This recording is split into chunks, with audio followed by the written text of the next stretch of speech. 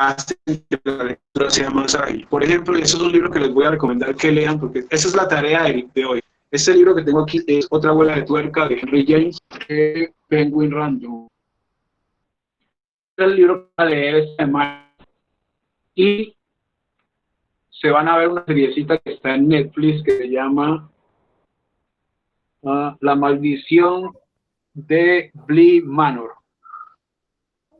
No es tan terrorífica como suena, realmente es más suspenso, pero es muy estética. Entonces ustedes van a leer ese relato, van a leer este relato al mismo tiempo. No es que van a leer primero el libro y después van a leer a ver la serie, no, van a ir leyendo el libro, siquiera de 2 capítulos den el libro y luego van a ir a verse medio episodio o un episodio. O sea, los episodios son como de 40 minutos.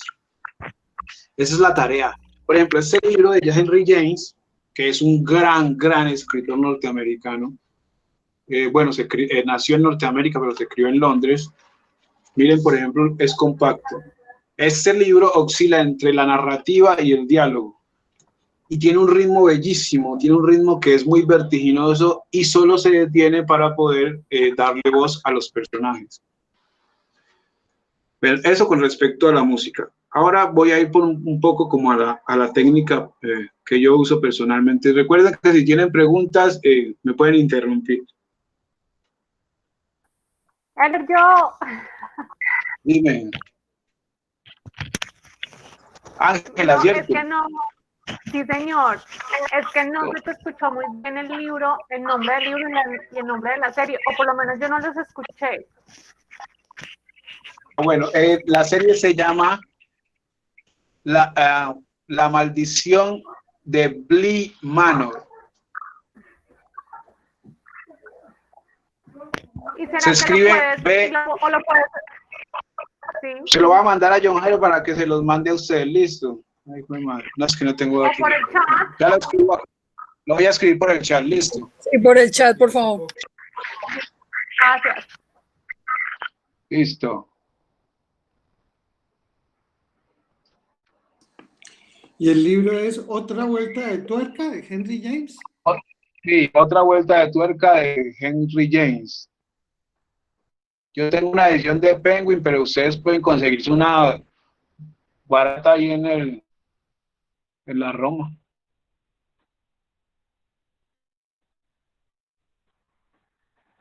Claro que está en... Esa es la tarea, listo. Van a ver, yo creo que se toman por ahí 2 semanas viendo si ustedes son malos televidentes como yo, por ahí en 2 semanas se ven la seriecita y se terminan el libro y van a ver que la experiencia es maravillosa. Es como también el cine reinterpreta, usa elementos o usa recursos para poder reinterpretar lo que es la literatura, especialmente porque eso es una literatura clásica. Por favor, el nombre del libro en el chat, por favor. Gracias.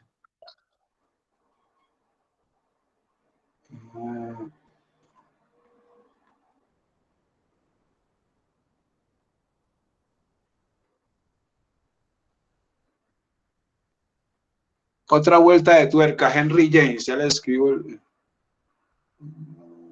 Es que...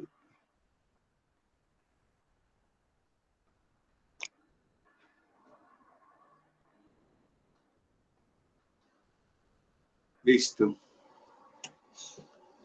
Bueno, como les decía, digamos esta parte ya es los trucos o la forma en que yo me armo para componer un relato.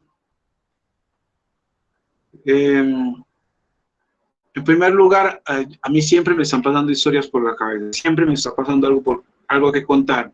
Sí, cuando uno hace eso las 3 primeras veces, o al menos en mi caso, las historias van y vienen todo el tiempo, A veces uno pelea con eso, pero es mejor dejarlo salir, ¿cierto? Lo que pasa es que uno tiene que encontrar recursos o formas de hacer que eso salga y que salga en orden. Ahora, si son muchas, entonces lo que yo hago es escribir argumentos cortos y después vuelvo sobre ellos. Si son pocas o si es una sola historia la que se me está cocinando, a veces parecen varias, incluso a veces parecen varias historias y al final terminan siendo una. Uno lo que hace es darles paciencia, tenerles paciencia, escuchar, ir organizando. Algo que les quería contar, por ejemplo, es que Gabo era un tipo, bueno, el tema del pensamiento. Uno no lo creería, pero muchas veces no es consciente de las formas en que piensa. Es decir, hay gente que piensa, por ejemplo, en imágenes. Hay gente que piensa de forma holística, imágenes, palabras, sonido, colores. Hay gente que no piensa con colores, hay gente que piensa única y exclusivamente con lenguaje, a través del lenguaje. Y, por ejemplo, yo recuerdo que hay un libro de Patricia Highsmith que se llama Cuentos misóginos. En uno de esos cuentos misóginos, creo que es el primero, cuenta un personaje que componía novelas en la cabeza y nunca las escribía. Y el tipo la narraba tal como la había narrado en una ocasión anterior. O sea, era un tipo que había organizado su pensamiento de modo tan eficiente que se aprendía exactamente cada palabra de memoria. Y eso me hace pensar en Gabo, porque Gabo era un personaje que pensaba en términos de lenguaje. No sé si usara las imágenes realmente, pero Gabo, por ejemplo, todo el tiempo estaba mirando el objeto y lo estaba cifrando en términos lingüísticos. Y eso es un ejercicio que es muy bello para las personas que componen. Es decir, cuando a mí se me ocurre una idea o algo que contar, ¿por qué no traducirlo de inmediato a las formas del lenguaje? Es un ejercicio que uno va haciendo. Por eso también la mayoría de los autores dicen que uno debe hacer esto casi que tiempo completo. Y realmente la literatura es un ejercicio, un oficio de tiempo completo. Hay gente que lo combina, no sé cómo lo hace, la verdad. Yo, por ejemplo, vivo inmerso en esto todo el tiempo y para descansar lo que hago es matizar, ¿cierto? Por ejemplo, hoy estoy escribiendo una entrevista, mañana estoy escribiendo un artículo o estoy leyendo un artículo de otro o estoy publicando un artículo de otro. Lo que hago es matizar y darle colores a esta actividad, pero todo el tiempo mi cabeza está, por ejemplo, rondando, está íntegra en el tema de la literatura. Incluso cuando estoy componiendo, haciendo música o cuando estoy tocando la guitarra, estoy haciendo literatura. Soy inmerso en la literatura. Entonces, es importante aprender a pensar o aprender a traducir el pensamiento en términos del lenguaje. Es decir, el ave reposaba en el ventanal y cuando cayó la lluvia terminó de entrar. Esa es una forma en que yo puedo traducir una imagen que acabo de ver, por decirlo así. Preguntas por acá. No, Ángela, yo no.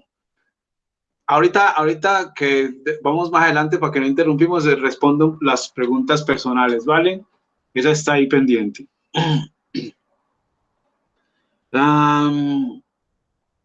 Premisa. Ligada a la música interior, la intuición es una elección. Es decir, si bien la narrativa, si la narrativa me debe elegir a mí, en este caso yo puedo elegir acudir a la intuición. En mi caso, yo lo hago siempre. Para mí la intuición es principal. Ustedes encuentran sus formas. Ustedes, por ejemplo, una de las formas más fáciles de acceder a un relato o a buscar elementos para un relato, yo creo que es la misma literatura, lo que leo o lo que pasa alrededor, ¿cierto? O las noticias, las crónicas viejas, las crónicas nuevas. Si bien son elementos a veces interesantes, lo mediático les quita cierto valor. Entonces, si ustedes quieren escribir a partir de crónicas, les sugiero que vayan, qué sé yo, a crónicas de 5 o 3 años atrás, que ya tienen, digamos, están menos frescas y son menos mediáticas. La intuición es como las musas, pero es muy real, es más real. Es decir, las musas suenan muy romántico, en cambio la intuición es algo de lo que todo ser humano tiene. Entonces, ¿qué se necesita para escuchar la intuición? Si ustedes quieren intentarlo, es silencio y escuchar qué les está proponiendo y escuchar, eso sí, escuchar en términos literarios, ¿sí? Porque si yo, es como una frecuencia radial, si yo pienso, escucho mi intuición, en términos de laborales, pues lo que me va a dar es información laboral, ¿cierto? Pero si yo escucho mi intuición en términos de literatura, en términos literarios, que también es laboral, por supuesto, la intuición me va a dar regalos muy bonitos de cómo trabajar el relato. Si bien no generalmente es ordenada, ustedes como buenos trabajadores, como persistentes, como lo decía yo también con este oficio, terminan organizando ese regalo, ese dato que les mandó la intuición. Otro elemento que para mí es fundamental y creo que es lo primero en lo que pienso antes de empezar un relato, es en la atmósfera. Yo pienso primero en la atmósfera, yo pienso antes que en el tema, pienso en la atmósfera. Si quiero escribir un relato, primero me ubico en un lugar, en un escenario, y a partir de ahí pongo el tema. Primero, para mí lo fundamental es tener una atmósfera. Yo creo que por eso decidí escribir, porque me gustan las atmósferas lúgubres, o me gustan las atmósferas sombrías, las atmósferas de tensión, especialmente donde hay un criminal y alguien que intenta capturar a ese criminal. Esa es la atmósfera para mí, y eso es personaje, pero atmósfera, digamos, acá les tengo la premisa. El relato que no está pensado desde la atmósfera flaquea. Ustedes verán en qué orden eligen. Primero personajes, después temas, primero temas, personajes, después atmósfera. Pero nunca, nunca prescindan de la atmósfera. Sea que esta que quede descrita en el texto tácitamente o que quede de forma explícita.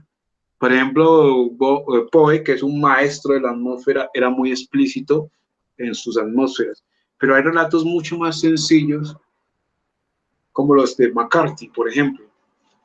Cormac McCarthy escribe esta novela La Carretera, y casi que en su narrativa va implícita la atmósfera. Son recursos y son formas de hacer las cosas, pero nunca prescindan de la atmósfera. Por ejemplo, uno puede poner dos personajes quietos y mudos en un cementerio. Dos personajes quietos y mudos en un cementerio, con la luna llena en lo alto y los lobos aullando en el fondo, y ahí hay una atmósfera, sin que los personajes hagan nada, ¿sí? Y si le ponemos un vaho, por ejemplo, algo que se ve mucho en los relatos de Poe, todavía más sombría la atmósfera, ¿sí? Y si ponemos sombras que se mueven alrededor de estos dos personajes, más sombría. Hay un episodio de un escritor también de Mesita de Noche, Shakespeare. Ese es un clásico de Brugueras. Shakespeare, por ejemplo, en Hamlet, cuando pone a hablar a esos dos sepultureros, nosotros ya venimos con una atmósfera de ese Hamlet que es sombrío y que todo el tiempo está cavilando, positiva, negativamente. Pero cuando llegamos a estos dos sepultureros que empiezan a divagar sobre la vida y la muerte, sobre las intenciones de Ofelia, nosotros decimos, pues madre, ahí hay una atmósfera impresionante, que ya empieza, digamos, desde el primer episodio, se da con la aparición de Hamlet Rey, la aparición del fantasma de Hamlet Rey. De por sí, las historias de fantasmas, como lo van a ver en otra vuelta de tuerca, tienen esa facultad, digamos, quizás sobre muchos otros relatos o tipos o temas, de mostrar la atmósfera con mayor facilidad. Y es porque es algo que, es una tradición mucho más lejana. Yo creo que los primeros relatos o los relatos más clásicos tienen ese matiz de lo sombrío, el monje, Drácula, y los de guerra, ¿no? Los de guerra sí también, la guerra, donde hay guerra siempre hay una atmósfera mucho más fácil de digerir. Personajes. Mi sugerencia es que siempre comiencen con uno y que le pongan todo el interés y el foco a ese personaje. Hay gente o hay escritores que pueden trabajarlos desde mucho antes del relato, es decir, lo construyen previamente. A mí eso francamente me parece muy, muy aburrido. Creo que lo más delicioso es ir descubriendo el personaje a lo largo del camino, ponerlo en situaciones en las que uno quiera como ver cómo reaccionaría, ¿cierto? Al personaje lo más importante es dejarlo ser. Eso sí, lo que yo puedo ponerlo a prueba dentro de una novela, por ejemplo, pero necesariamente esas situaciones en las que yo lo pongo, si no son elementales para el relato, lo ideal es no sacarlas. Pero esas escenas que yo voy a borrar y que voy a quitar, me van a permitir a mí conocer profundamente el personaje. Incluso hay autores que confiesan, Faulkner, por ejemplo. Faulkner para mí también es importantísimo. Faulkner es un sujeto que era un escritor que, son todos los relatos, que la mayoría de sus relatos salen de composiciones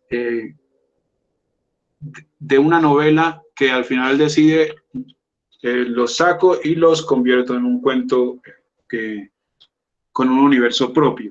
Sin embargo, y algo que él hace que me parece maravilloso y que yo creo que también además es muy arriesgado, es que él no le cambiaba los nombres a esos personajes. Es decir, tú puedes leer de John Sartoris en alguno de estos relatos, pero también puedes leer la novela de John Sartoris y es el mismo personaje, ¿sí? Y eso me parece maravilloso. De hecho, una de las formas de practicar y de conocer la novela que yo quiero contar es contar relatos cortos sobre esos personajes. Además, me permite conocerlos. Importante, un personaje debe tener al menos 3 dimensiones. Ustedes eligen cuáles.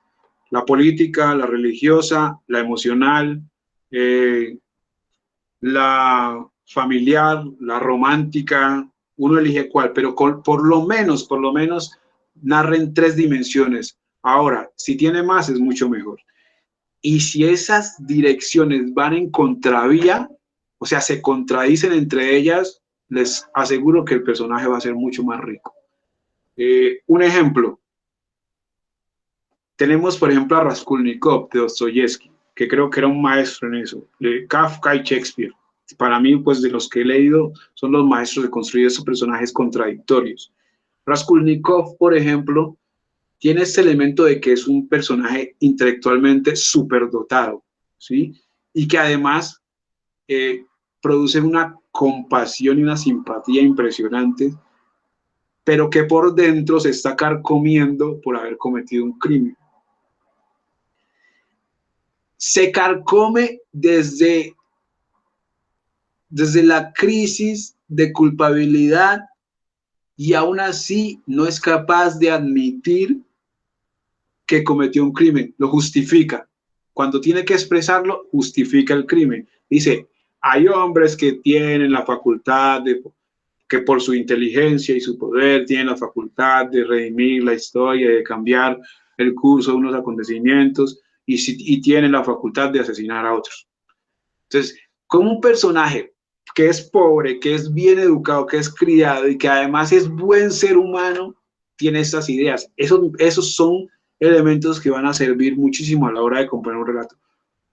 Capas, dimensiones que puedan ir en contravía. Eso lo hace todavía más maravilloso. Eso sí, hay que tratar de manejar la coherencia. Es muy difícil lograrlo. Como ustedes verán, yo mencioné maestros, Kafka, por ejemplo, en la Metamorfosis. Tenemos a este tipo que en la dimensión en que lo vemos es un bicho, a Joseph Case, si no me equivoco, Gregorio Samsa, perdón. Yo sé que es del proceso. Gregorio Samsa, en esa dimensión física, que es un escarabajo, ¿no? En esa dimensión emocional o psíquica, en que se siente siente que debe ser libre, y está en esa dimensión familiar en que se siente invisible. Entonces, es importante conocer al personaje en varias dimensiones. Si hay más capas, digamos, de la conciencia de un personaje, mucho mejor. Y yo les mencionaba la semana pasada a Harry Heller del Lobo Estepario de Hermann Hesse, que creo que es uno de los personajes más profundos que he leído en la literatura.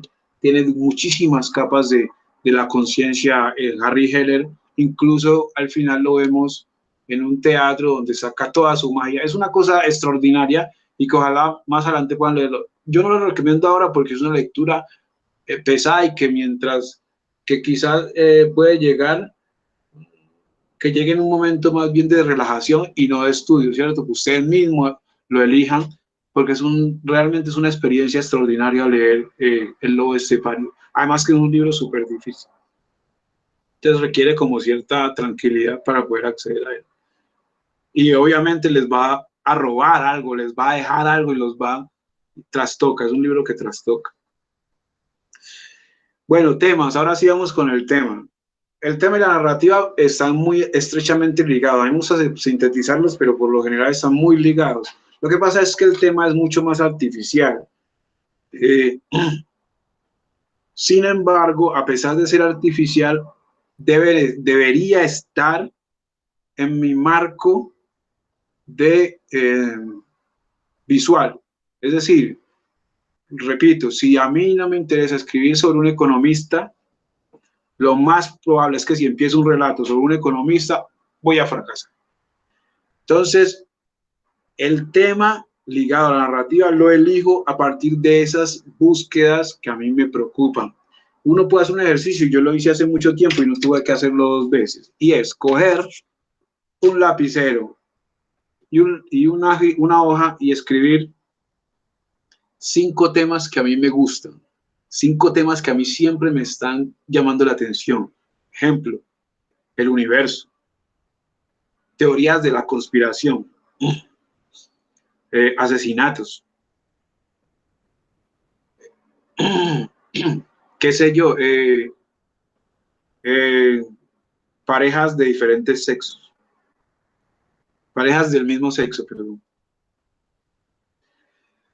O sea, escojan 5, digamos, ustedes escogen 5 de esas grandes preocupaciones, pero hay que ser muy honestos con uno. Y esas grandes preocupaciones, se los aseguro, van a tener mucho que contar a partir de ellas. En mi caso, a mí me gusta mucho escribir sobre el crimen, pero si me preguntan, yo considero que en realidad, o sea, cosmogónicamente hablando, solo hay 2 temas sobre los cuales escribir, y ahí se enmarca toda la literatura. Son el amor y la muerte. Que yo elijo una perspectiva para contar sobre el amor y una para contar sobre la muerte es distinto. Por ejemplo, vuelvo a Soldados de Salamina.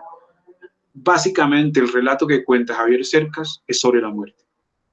Es sobre cómo un tipo se salva de la muerte, cómo un fascista se salva de un fusilamiento. ¿Qué elementos usa él? La Guerra Civil Española. ¿Cuál es el recurso narrativo que él usa? La Guerra Civil Española.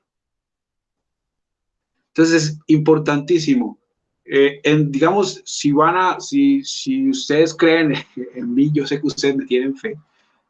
El amor y la muerte, entre el amor y la muerte voy a elegir 5 o 6 temas que quepan ahí.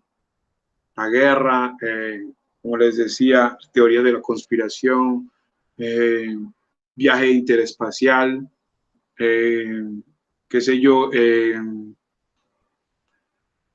un discurso político.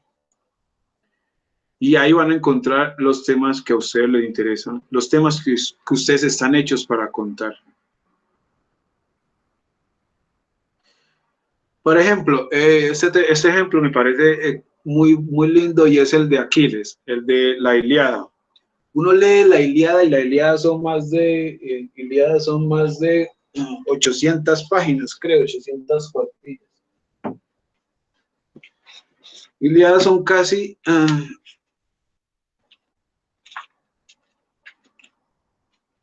600 cuartillas.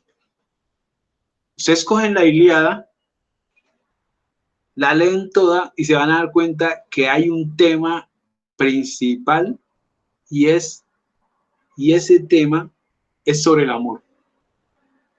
Es el amor de Aquiles por Briseida. Y ese amor, ese orgullo de Aquiles por defender a Briseida causa todo el estrago que se causa en Ilíada. 600 páginas de relato en prosa, bellísimo. Hay unas cositas que les sobran, que les sobrarían en la actualidad, pero que en general es bellísimo y que ustedes van a descubrir que todo el berrinche, todo es por el berrinche que causa Aquiles contra Agamenón. Entonces el tema, el amor o la muerte. Y por supuesto la guerra siempre está rondando Ilíada. Bueno, ¿cuánto tiempo tenemos todavía?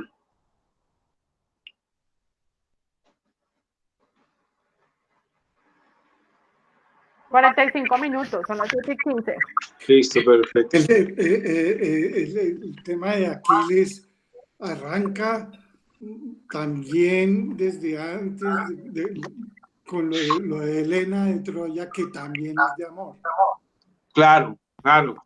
Exacto. El amor es un elemento implícito y a través del orgullo que pareciera estar en una capa superficial, porque es que los griegos o estos personajes danaos y treucos, ellos no dejan ver esa capa del amor, ¿no? La demuestran es a partir del orgullo. Es uno a través del orgullo es que va a visibilizar que ellos realmente es el amor, la pasión por sus mujeres, lo que los mueve también, y el poder, obviamente, detrás de todo eso. Y de la de Javier Cercas, la última novela, la que se ganó el premio ahora, que se llama Terra Alta, sí, también es sobre la muerte. Claro, pero desde otro lado, de otra manera. El primer capítulo, que es el al que he llegado, el tiempo no me ha dejado avanzar, es una cosa brutal, ¿no? De hecho, yo la comparo con La Sangre Fría. Sí, de Truman Capote, exacto. Sí, es una escena donde dice, ya sé de qué va esto, ¿cierto? Muerte y crimen. Entonces la muerte es el tema, el gran tema ahí. Donde sea que ustedes busquen, vayan siempre en profundo. Lo que ustedes lean, vayan profundo y pregúntense de qué trata esto a grandes rasgos y ustedes van a presentar eso. Guerra, amor y muerte, casi que son esos temas los elementales. Bueno, trabajo, prueba y error y más trabajo.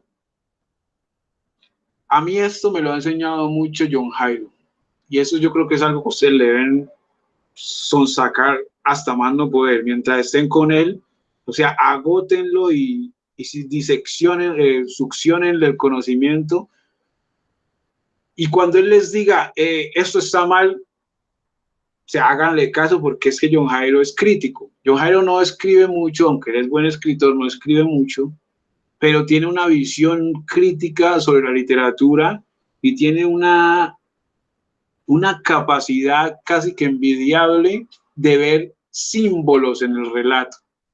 Símbolos que uno como autor nos pasa por alto. Incluso uno no es consciente a veces de que está trabajando ciertos elementos en su propia escritura. Y John Jairo tiene un ojo casi de águila para poder ver eso, de búho. O sea, a mí John Jairo me ha enseñado mucho. Uno, la literatura no es un oficio de medias capas, de medios motores. La literatura es un oficio de tiempo completo, como lo es cualquier otro oficio.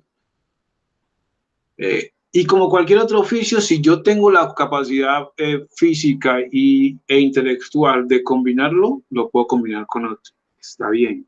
Pero lo que quiero decir es no tanto el tiempo lleno, sino los motores. Es decir, yo me voy a poner, si yo me voy a dedicar a esto, debo hacerlo entero, o sea, debo estar sumergido en ella, debo sentir lo que estoy haciendo. Y eso implica trabajo. Y cuando yo hablo de trabajo yo escribí un cuento, tengo que sacarle todos los elementos a ese cuento que no están funcionando, depurarlo, volverlo una obra de arte, volverlo formal, de modo que yo lo lea y sienta que que lo puedo mostrar o que lo puedo publicar. John Jairo decía la semana pasada, no creo en las personas que escriben para no publicar. Yo personalmente tampoco creo. Yo creo que desde que uno ponga una primera oración en el cuaderno, en el computador, está pensando en que eso alguien lo va a leer más tarde. Así sea en la web, así sea en una gaceta dominical, así sea en un fanzine, pero uno sí escribe para que otro lo lea. Todo mundo escribe y todo mundo, recordemos lo primero que les dije al principio, todo mundo tiene una necesidad básica y profunda por narrar un acontecimiento. Y obviamente ese acontecimiento requiere de un emisor, de un receptor, perdón. Yo emisor y un receptor, por supuesto. Yo no puedo hacer las veces siempre de emisor y receptor, a menos que tenga doble juicio, y eso es muy, muy difícil de conseguir.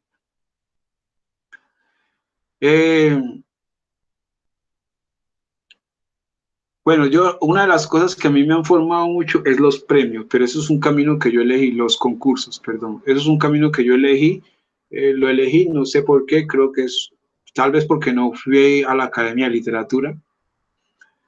Entonces creo que es una forma también de pulirme. Yo tengo mis ambiciones literarias, tengo ambiciones espirituales a través de la literatura. Creo que el escribir purifica o pule el pensamiento, y eso me parece un trabajo importante. Casi siempre estoy concursando, todos los años busco concursos y estoy concursando. Si ustedes ven, por ejemplo, mi hoja de vida, yo no tengo más de 3 premios, pero les puedo asegurar que he participado por ahí en una 20 o 40 de concursos. Entonces, a eso también va el trabajo. Uno es más lo que trabaja y lo que trabaja que los frutos que saca, pero el fruto vale la pena, siempre va a valer la pena. Y porque esos concursos en los que uno participa y todo ese pulimiento que uno hace sobre el trabajo es lo que realmente lo va forjando a uno, le va diciendo cómo se hacen las cosas. Antes de yo ganarme, por ejemplo, el Felipe, el tercer festival de Felipe, había puesto a concursar muchas veces Memorias de un verdugo, y es un cuento que le hice reforma, lo moví, y aprendí a partir de eso, después de haberlo ganado, que si un cuento rebotaba en un concurso, o si una novela rebotaba en un concurso, significaba que la novela todavía tenía mucho por ser trabajado. Ahora, como les digo, ese es un mecanismo que yo elegí. A mí me gusta ganar. Ahora, si no gano, no quiere decir que el cuento sea malo, pero me gusta sentir que el cuento llegó a un lugar. Entonces, por ejemplo, cuando yo creo y ya a criterio propio que el cuento se hizo, lo publico en la web. Pero cuando yo creo que un cuento es ganador, no lo publico, lo guardo, lo trabajo y lo estoy mandando a concurso. Y hasta que el concurso no lo premie, no me canso de mandarlo. Eso es una lección. Yo tengo por allá en la web, tengo un cuento, hice una compilación hace poquito de todos los cuentos que publiqué pues, en internet, que son unos, no sé, por ahí unos 15, 20 cuentos.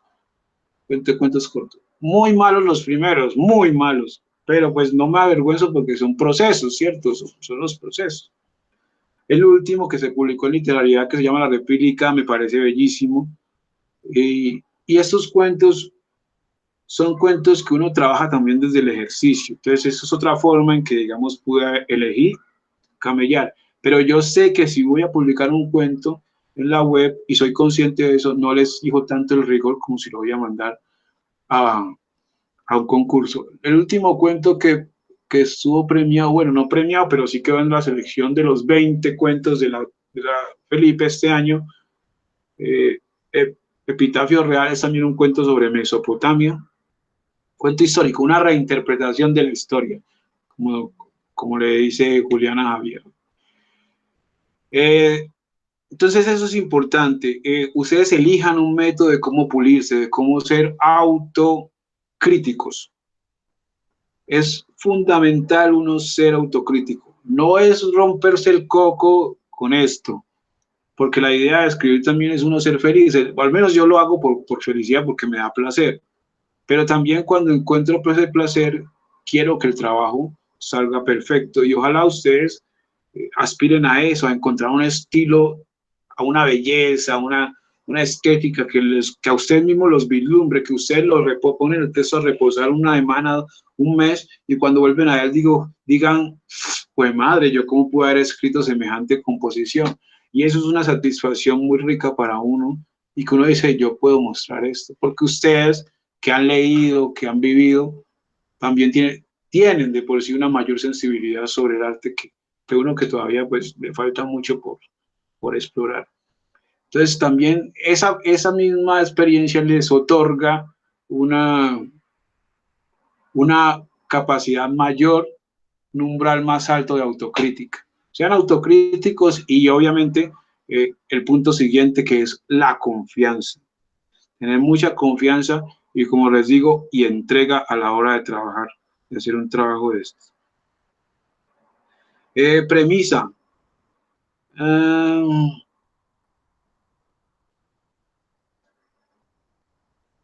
Ahora ustedes eligen un método, aflíjanse 1 o 2 días si por ejemplo un cuento fracasa o les da una crítica, pero al tercero vuelvan al cuento.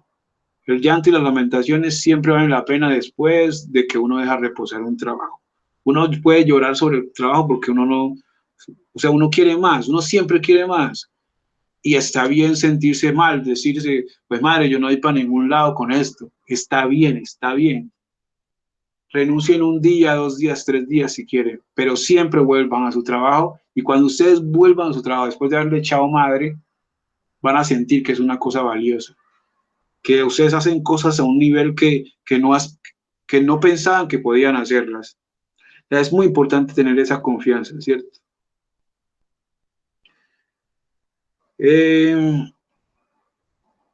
La confianza les da la certeza de que están haciendo lo que quieren, ¿sí? O sea, hagan eso también por gusto, porque porque lo aman, porque es una forma, como les digo, de ser feliz. Y la entrega es una consecuencia frente a las disyuntivas que se les presentan de si hacerlo o no hacerlo. Entonces, la entrega es algo material, la confianza es algo espiritual. Yo confío porque esto me hace feliz y lo hago. Y cuando confío y lo empiezo a hacer porque me hace feliz, me entrego plenamente al ejercicio y me convierto por inercia en un hombre que escribe, que está hecho para leer y para escribir. Y que me parece fundamental, descansar. Descansar, un tiempo de descanso, yo qué sé, 2 semanas, 1 semana después de terminar un trabajo largo. Si ustedes trabajan, yo por ejemplo trabajo todos los días porque tengo que administrar la página de Diámbulos. Entonces el fin de semana, por ejemplo el domingo, no hago nada que tenga que ver con literatura y me pongo a mirar televisión o nada, o hago nada, porque es importante no hacer nada y soltar la literatura un día. Leer y escribir son devociones religiosas, pero cansan, por supuesto. Ustedes se encuentran a su modo de descansar. Y gramática, consíganse un texto de gramática, por ahí en las librerías en esas ferias, a veces uno consigue unas joyitas. Si usted lee de internet, consígase un texto completo de internet. Hay un texto en internet que ronda, que es muy complejo y es muy difícil para tenerlo en formato virtual, que es Gramática de la Lengua Española de Ángela Di Tullio.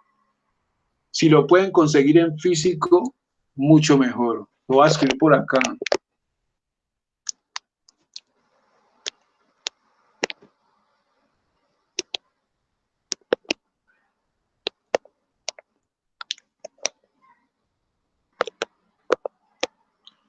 Gramática de la lengua española. Ángela Di Zulio.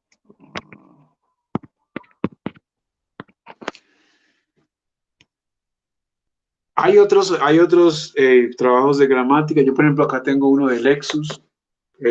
Ha servido. Tenía uno, también lo regalé. ¿Por qué es importante conocer la gramática? Ustedes aprenden el orden de las palabras, que es sintaxis. Lo que por defecto, como por defecto debería escribir una oración. Aprenden cómo se hacen unas oraciones complejas, cómo se usan los conectores. Pero, ojo, yo no quiero, o no les digo esto para que aprendan a hacerlo de ese modo, sino para que aprendan cómo transgredirlo y cómo violar esas normas. Porque una pregunta, porque si uno está escribiendo algo, digamos, local, folclórico, entonces se requiere el lenguaje coloquial, el slang, pues, la jerga, que no tiene nada de gramatical, ni en sus palabras, ni en la construcción de sus frases. Correcto, don Oscar. Eso es fundamental.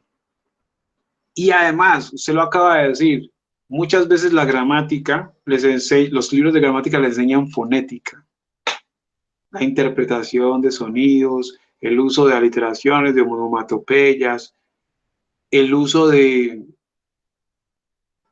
figuras que no son necesariamente naturales o de las que no estamos acostumbrados a usar.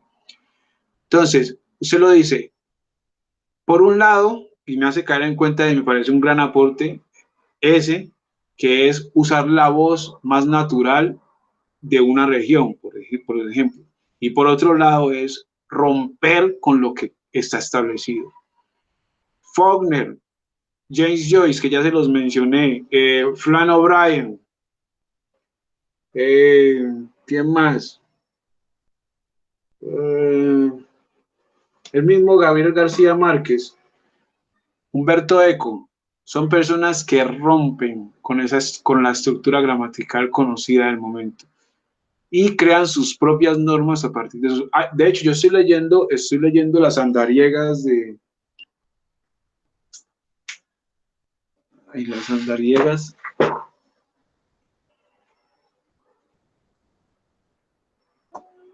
¿Dónde está?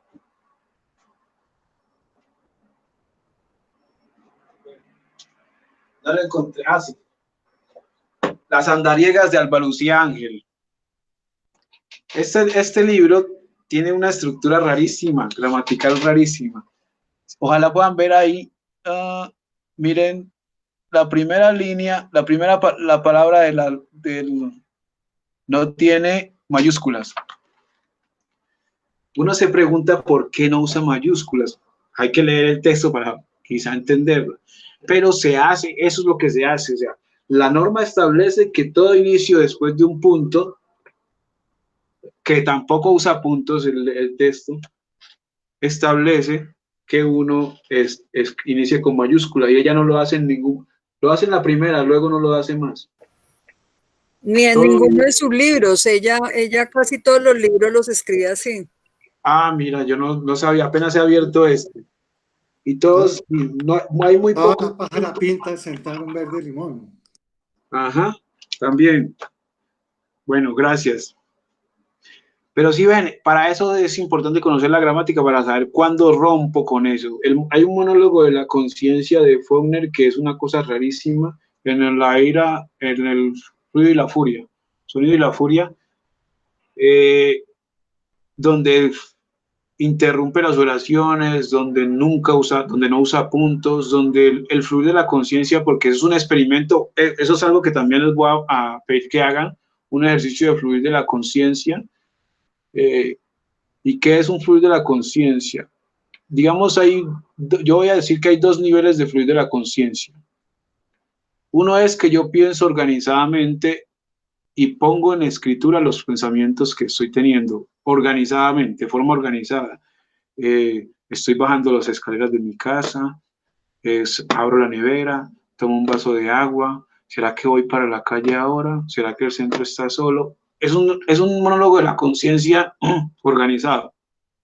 Pero hay un monólogo de la conciencia que es más profundo, que es donde yo no organizo nada, porque lo que está hablando es mi subconsciente, ¿sí? Entonces, esto se mezcla en todos los niveles. Se mezcla con lo que yo soy consciente que estoy pensando y con lo que no estoy consciente que estoy pensando.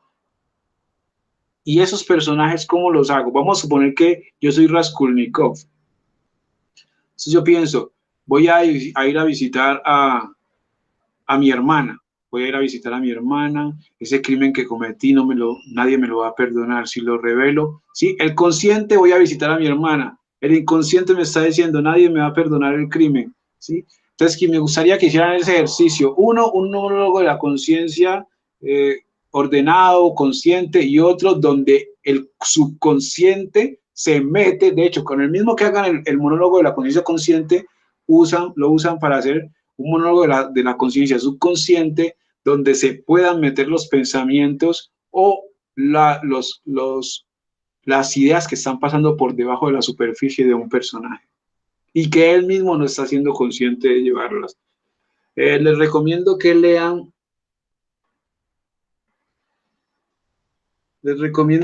el segundo capítulo del Ruido y la Furia, si quieren, si tienen tiempo. Es un poquito larguito, pero no van a entender absolutamente nada, no se preocupen por entenderlo, pero sientan cómo es más o menos el tema de un monólogo de la conciencia.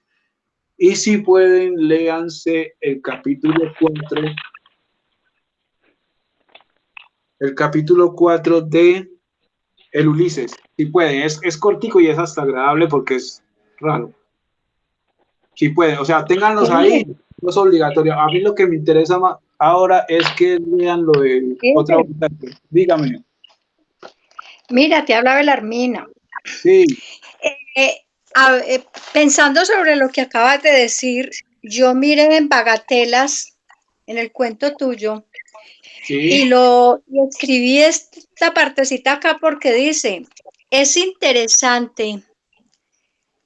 No, la parte de Jonathan, escucha, la parte de Jonathan que seguía pensando en Valentina lo instó a regresar a Atlanta. Oiga, la parte de Jonathan, ¿cuál parte de Jonathan seguía pensando? Eso es como el subconsciente ahí. Sí, digamos, digamos que es un monólogo, no es un monólogo, puede ser un monólogo indirecto, ¿cierto? Donde el narrador se toma la atribución de decir, él realmente está preocupado por ella. Pero digamos, si yo quisiera hacerlo directo, diría, pondría la voz directamente desde el personaje. Estoy preocupado por Valentina y la voy a llevar. Eso pasa mucho en Oficina en la Noche. Entonces lo hace a uno detenerse ahí a pensar y se devuelve. ¿Qué? ¿Qué fue lo que escribió? Entonces ya lo ponía uno ahí a pensar. Lo hace devolver. Sí, sí. De hecho, leer monólogos de la conciencia es difícil. Los textos, por ejemplo, yo no sé, yo me imagino que a ustedes les costó un poco el texto, o no sé, especulo, porque cuando yo lo releí me costó un poco, reintegrarme en el cuento de Oficina en la Noche por los monólogos, porque el narrador es un narrador de tercera persona y el tipo por momentos, pum, mete la voz, el personaje principal mete la voz. Entonces, a veces, eso, por ejemplo, es un monólogo directo. Pero, por supuesto, Belarmina, me parece importante lo que dices, porque también el personaje puede hacer monólogos y el narrador los puede contar de forma indirecta. Es decir, la parte de Jonathan que estaba pensando, que estaba preocupada por Valentina, hizo esto, ¿sí? Y se puede hacer fluido y se puede hacer largo. En Shakespeare se consiguen muchos esos monólogos organizados de forma directa, que son los monólogos de los personajes como Otelo, como Macbeth, como Hamlet. Bueno, voy a terminar con esto. Ay, fue madre. Gracias. Listo, Belarmina. Yo Yo tengo muchas preguntas, ¿qué hago? Dale, dale. Bueno, voy a redondear aquí para que pasemos a las preguntas. Listo. Ok, gracias. Listo. Bueno, listo, consíganse este tema de la gramática. Ahora, importante para cerrar, lean y lean. Ibas en el 4º capítulo de Ulises. Ibas ahí.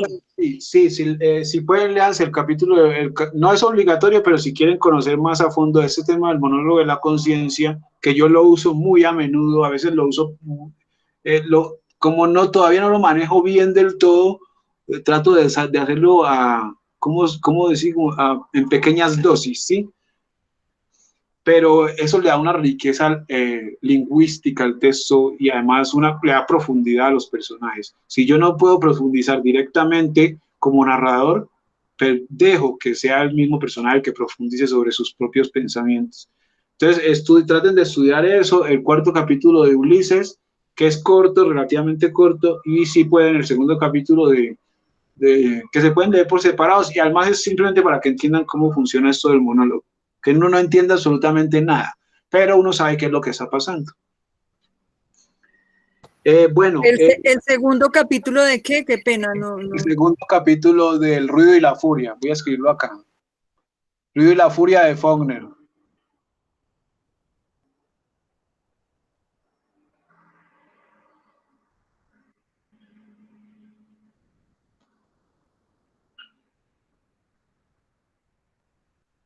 Es que como no tengo el celular en la mano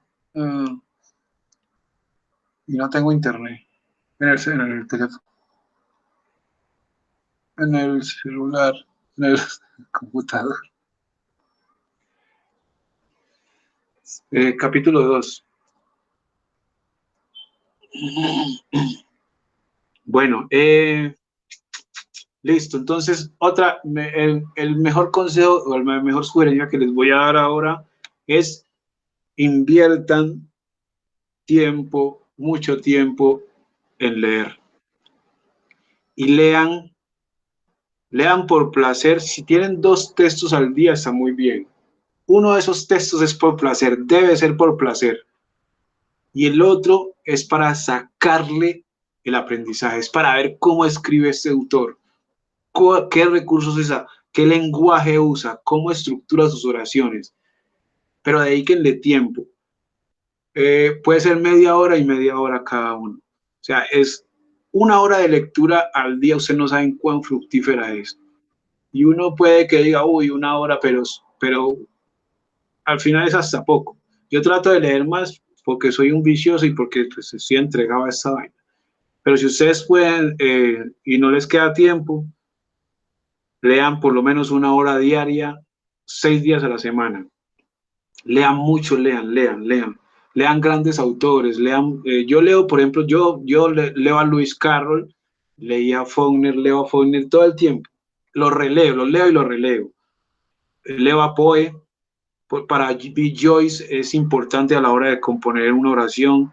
Rudyard Kipling, la narrativa de Rudyard Kipling para mí es fascinante. Arthur Conan Doyle porque maneja el crimen. Borges en Latinoamérica es elemental para mí, me ayuda a construir cuentos.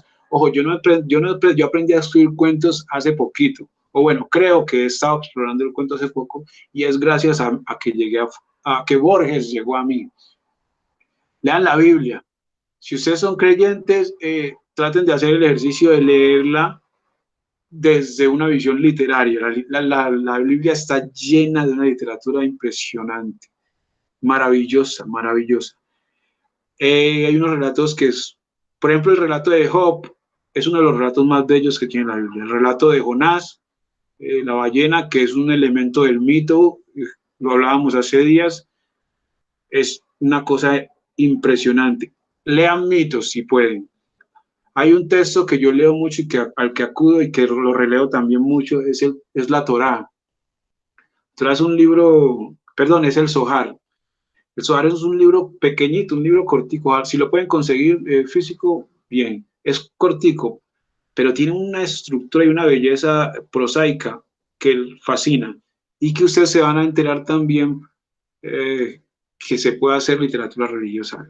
el Zohar, más que un libro espiritual, es un libro religioso, es un libro literario.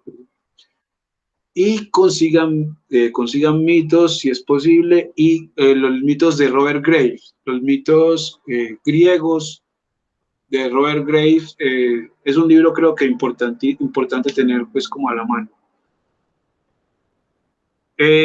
No se olviden de Kafka, no se olviden de Dante, no se olviden de Homero. Leer por lo menos el infierno de Dante, que es una de las cosas más bellas que hay en la literatura universal. No se olviden obviamente de Cervantes. A Dostoyevsky siempre lo pongo en primer plano. Hay un poeta que les voy a poner acá, porque no estamos hablando de poesía, pero para mí su voz es fundamental a la hora de yo componer narrativa, y es T.S. Eliot, Los Cuatro Cuartetos. Y por supuesto la tarea que ustedes tienen es la de Henry James y la serie de Bly Manor. Esa es la tarea que sí es obligatoria, que yo le digo a John Jairo, los muchachos y las muchachas tienen esta tarea. Sí, esa es para 2 semanas, porque eso no alcanzan, digamos, a hacerlo todo en una semana. Y aprendan de sus maestros, que son los que tienen al lado. Esas personas que ustedes tienen al lado les enseñan cómo se hace un personaje. Mi hermana, mi vecino, el perro, el celador, esas personas me enseñan a hacer un personaje. Y obviamente aprendan mucho de John Jairo. Cásense con un autor. Miren, yo estoy casado con William Faulkner y con Paul Auster. Yo leo muchos, pero para mí esos son los autores de cabecera. Esos son los autores que me dicen, me van marcando el camino. Cásense con un autor, no lo imiten, cásense con él, considérenlo su maestro. Para mí Borges, William Faulkner y... no me olvidé quién mencioné. Son los maestros. Paul Auster. Paul Auster. Paul Auster, es que no lo tengo aquí, lo tengo por allá. Paul Auster. Preguntas personales y de literatura. Yo tengo 3. No vamos a alcanzar, vas a tener que volver, porque Ángela se va a llevar el tiempo que queda. No, mira, bueno, primero que todo, muchísimas gracias por esta clase, ha sido súper enriquecedora, por lo menos a nivel personal ha sido fantástica, de verdad que sí. En segundo lugar, bueno, yo soy abogada penalista y llevo 15 años en el derecho penal, pero 16 años, pero 13 años fui funcionaria pública y apenas llevo 3 años como abogada, litigando porque encontré en ello mi propósito de vida. Sin embargo, amo la literatura. Pero entonces yo tengo 3 preguntas fundamentales para mi proyecto y es, primero, hablas de que un personaje, primero trabajar uno, enfocarnos en un solo personaje. ¿En qué momento decide uno que ya es tiempo de ser el siguiente personaje? De seguir porque mi historia tiene 9 personajes, entonces yo tenía como la idea, primero construyo los 9 personajes antes de empezarme a centrar en la historia, pero entonces ahora con esa idea tuya me gustaría como escuchar tu opinión. Bueno, sí, lo que pasa es que ese es mi método. A mí me parece más enriquecedor, o a mí me gusta más explorar el personaje a través del relato. Como te digo, yo pongo el escenario, que es una atmósfera, y a partir de ahí empiezo a contar. No pasa lo mismo con el Nilo, porque estamos hablando de un personaje real. Pero sí, si tú ves el hijo del Nilo, yo reconstruyo a Moisés. En el mismo escenario, lo que hago es reconstruirlo. Todo el relato va sobre Moisés. Moisés es el personaje y lo voy elaborando a medida que lo construyo. ¿Cuándo empiezo a pensar en los otros personajes? El mismo personaje principal, el eje, Moisés, que es el eje, te va diciendo, te va dando los matices y los colores que le vas poniendo a otros personajes, ¿sí? Entonces Moisés me permite construir a el faraón. Moisés me permite construir a Seti I, me permite construir a su madre putativa. Según él va avanzando, Es como un videojuego. No sé si ustedes han visto un videojuego. En un videojuego el escenario solo se construye cuando el personaje está dentro, en ese instante. Y lo mismo hago yo con la literatura. El personaje principal es Moisés. Entonces, cuando él aparece frente a su madre, yo empiezo a construir los matices de su madre que necesito para el relato. Si puedo ir más allá, voy, pero trato de no arriesgar que esas exploraciones sobre ese otro personaje que no son necesarias para el relato me generen un obstáculo. No sé si me hago entender ahí. Exploro lo necesario del otro personaje que me va a permitir esbozar elementos del personaje principal. Obviamente yo puedo escribir relatos donde los protagonistas son 2 o 3 personajes, pero normalmente uno cuando lee tiene esa sensación de que el autor elaboró a todos sus personajes con lupa, pero lo que pasa es que el trabajo está tan bien hecho, el del primer personaje, que nos genera esa sensación. En realidad a veces trabajan un solo personaje y ese personaje te permite vislumbrar los matices de los otros. Entonces, por eso digo, digamos, para empezar, si tienes la maestría de trabajar 2 o 3 personajes, yo creo que Dostoyevsky la tenía, hazlo. Pero si no, para empezar, digamos, yo estoy, por ejemplo, todavía en la etapa donde trabajo un solo personaje, y digamos la serie de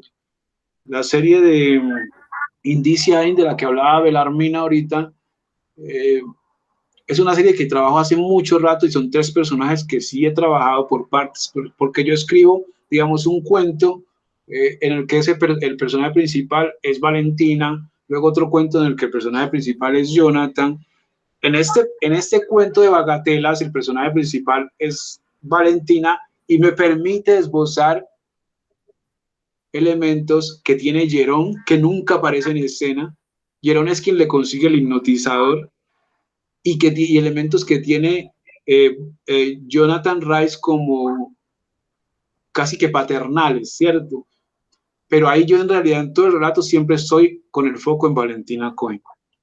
Entonces eso es importante, trabajar un personaje, y ese personaje te va a permitir ver los matices de los otros y te van a generar, al lector, van a generarle esa sensación de que tú como autor, si lo haces bien, como autora, van a generar una sensación de que los personajes están completos, bien hechos. Ok, muchísimas gracias. La otra, para ser muy concreta, es que debido a mi profesión, suelo ser muy perfeccionista en mis escritos.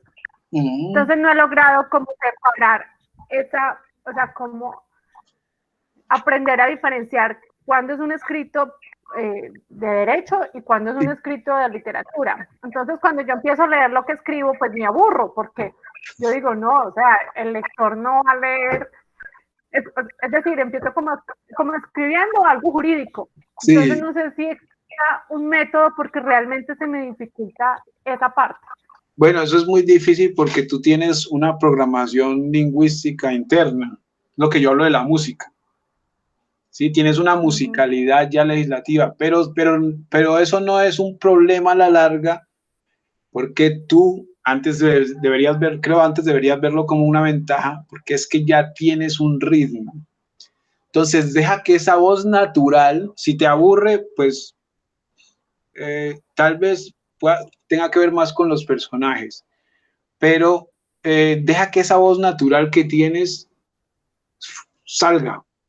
Cuando ya salga la primera vez, te pones a leer otros autores y a medida que vas leyendo otros autores va saliendo una voz más literaria, ¿cierto? Pero no, yo he escrito relatos con esa voz jurídica que me sale y al final termino transformándolos porque me parece muy normal, sí, pero deja que esa voz te construya el relato, ¿sí? Cuando ya construyas el relato, luego lo reescribes con una voz diferente. Por ejemplo, escribes el relato con tu voz y luego, digamos, vas a leer a Alba Lucía Ángel y tratas de reescribir ese relato que escribiste en voz jurídico con la voz de Alba Lucía Ángel. Yo recomiendo para empezar siempre, y lo hice mucho, imitar. Imitar, uno puede imitar autores porque al final, con mucho que imites, dame un segundo.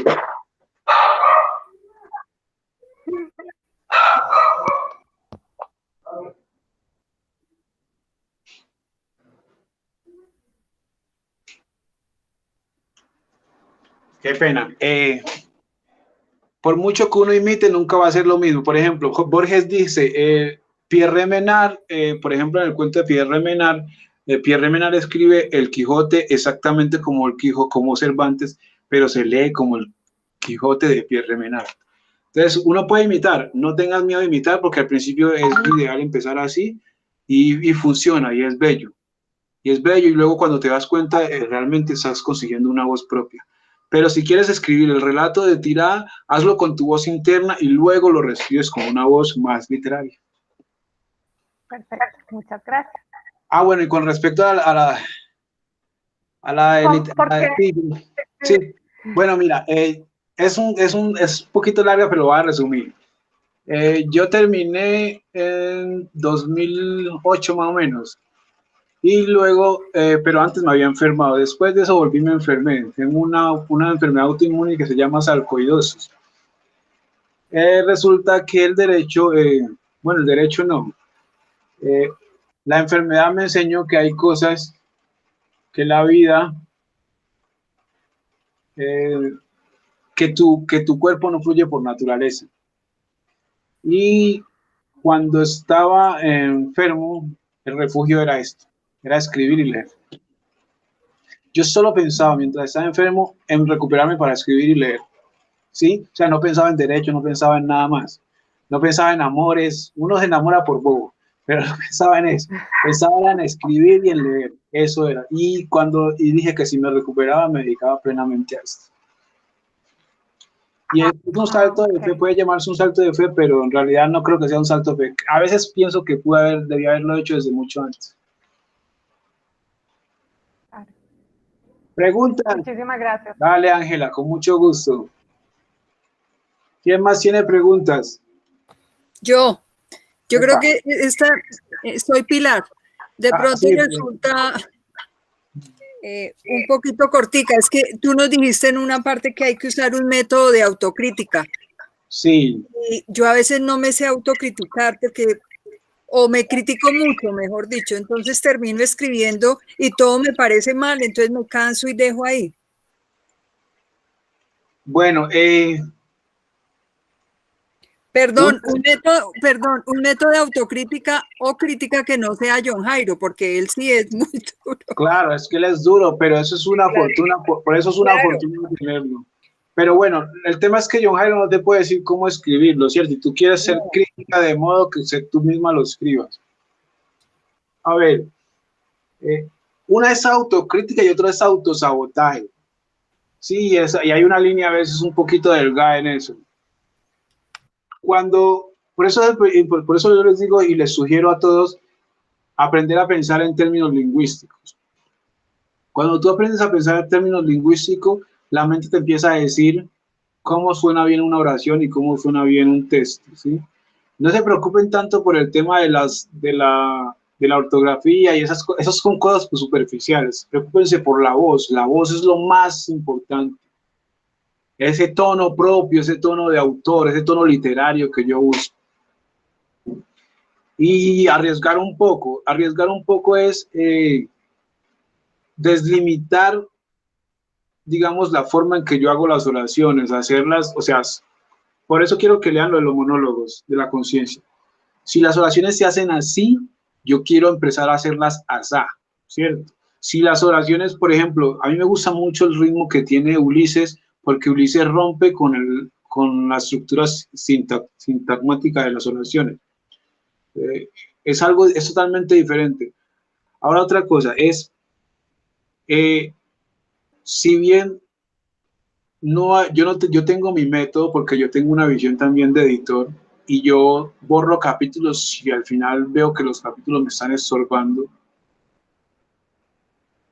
Algo que te puedo sugerir, que le puedo sugerir a todos ustedes, es que cuando estén escribiendo un relato o una noveleta, cojan un libro de referencia. Ejemplo, cuando yo escribí una novela que se llama El Día del Cáñamo, cogí Alicia en el País de las Maravillas de referencia y quería que la estructura fuera similar a Alicia en el País de las Maravillas, aunque más volumen. Entonces, eso te va diciendo, ese libro que coges de referencia desde lo estructural, te sirve como un mapa. Y también te sirve como, no, por aquí no es. Yo leí la novela del tercer policía de Flann O'Brien, un irlandés, y esa novela me sirvió también de ruta. Entonces, eso me sirve para el límite de lo que es la autocrítica sin llegar al autosabotaje. Si yo empiezo a llegar al autosabotaje, entonces pongo un freno, descanso, y lo que hago es, luego vuelvo, me voy a leer. Por eso, lean. Es importantísimo leer. Mis textos obviamente no se van a parecer a los de García Márquez, a los de Lewis Carroll, a los de Flann O'Brien, porque son autores ya trascendidos, son autores que hicieron su recorrido, y es que escribir no es un acto que yo logro de una sentada, escribir es un acto casi que yo logro de toda la vida. Para hacer un librito de estos, que es una belleza de la naturaleza, Alicia en el País de las Maravillas, toma toda una vida. Entonces uno tiene que ser paciente con uno y perseverar. Es decir, escribir no es un acto de resultados inminentes, es un acto de resultados a largo plazo. Recuerden hablaba Giovanni en estos días, lo de Ítaca, lo de las Ítacas de Cavafis. Lo importante es disfrutar el viaje. Esos son las Ítacas. El final no es tanto, es el viaje. Y el viaje consiste en pulirme. Y un día alguien va a decir, la punta del iceberg es lo que va a ver de todo lo que hiciste. Entonces, ni autosabotaje y ser autocrítico. Autocríticos en un nivel muy sano. Y las referencias, o sea, coge un libro de un grande y que así no llegues a esa altura, que sea tu guía. Pero ustedes son muy buenos todos. Yo por ahí lo estoy chismoseando en el libro de cuentos.